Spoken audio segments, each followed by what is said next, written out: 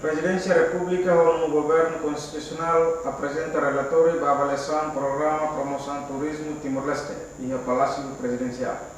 Presidência da República ou no Governo Constitucional organiza Soromuto apresenta relatório e avaliação compreensivo o Programa Promoção Turismo Timor-Leste na Rua Ronald Resingat, onde reforça compromisso nação União para desenvolvimento turismo sustentável e o planeamento baseado na evidência na governação inclusiva. Soromuto ne halau salão cine Palácio Presidencial Nicolau Lobato, halibro oficial superior do governo União. Esta colher turismo, onde halau revisão da realização savecira, avalia impacto econômico, no define direção estratégica para o setor turismo Timor-Leste. E a Bibang vice-primeiro-ministro, no ministro do Turismo no Ambiente, Francisco Calvo Adilai, leu esse discurso, abertura com a promoção do turismo e a Timor-Leste, no oficialmente inaugura Soromuto. Vice-primeiro-ministro sublinha, dedicação ao governo União, posiciona turismo no dar fundação para desenvolvimento econômico sustentável. No nemos vice-primeiro-ministro, no ministro do Desenvolvimento Rural, Mariano Sanami Sabino, o presidente da comissão PPTTL, tem na Rua Ronald Resingat.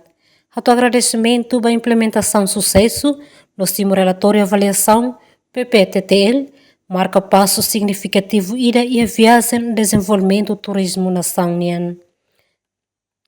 No NEMOS, Instituto Tony Blair apresenta a visão geral ida no detalhe, com o relatório e avaliação União, destaca sucesso operacional, identifica desafio e implementação, não fornece recomendação estratégica para a iniciativa Turismo e o Futuro.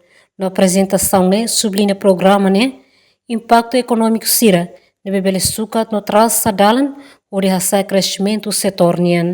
Soromuto apresenta a sessão de discussão aberta, dinâmico, e a esta colher CIRA envolve diálogo significativo, com o resultado importante, explora oportunidade para colaboração expande, aproximação inclusiva, demonstra governo e compromisso para a governação transparente, no envolvimento comunidade e desenvolvimento turismo. Emerenciana Pinto, Estel News.